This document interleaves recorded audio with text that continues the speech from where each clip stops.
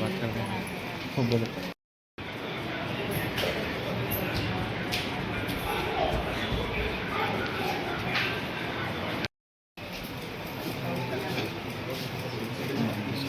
बैठो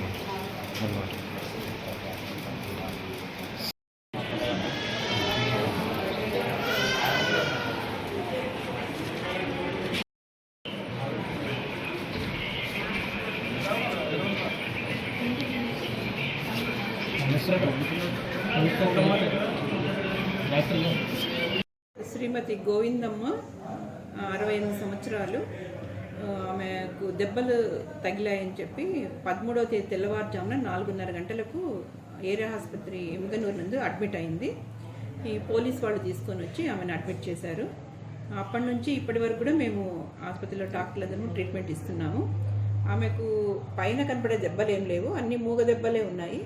తర్వాత అన్ని ఇన్వెస్టిగేషన్స్ చేయించాము, సిటీ స్కాను అన్నీ చేయించాము, అన్నీ నార్మల్లే ఉన్నాయి. ఇంకా నొప్పులతో ఆమె బాధపడుతూ ఉన్నది. ఇప్పుడే సబ్ కలెక్టర్ గారు కూడా విజిట్ చేశారు. ఆమెకు అవసరమైతే కర్నూలు కూడా రెఫర్ చేయమన్నారు.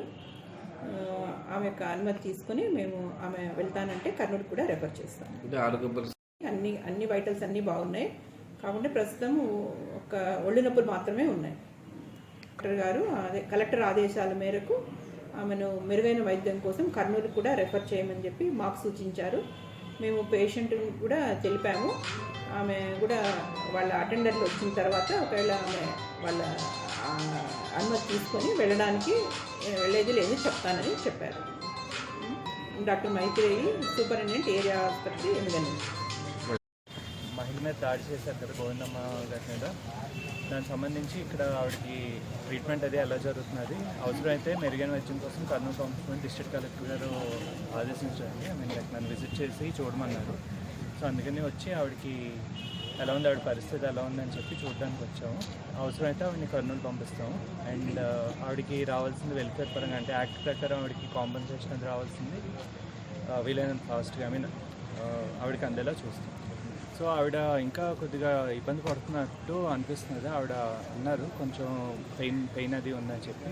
సో అందుకనే ఆవిడనే అడిగాం, మీకు ఇక్కడ ఇంకా బెటర్ వైద్యం కావాలంటే మేము కర్నూలు పంపించి ఏర్పాటు చేస్తాము. ఆ పరంగా మేము ఆవిడ నిర్ణయం ప్రకారం మేము ఇక్కడ ఉంచడం కర్నూలు పంపించాలని చేస్తాం. ఇప్పుడు అన్నీ చెప్పారు.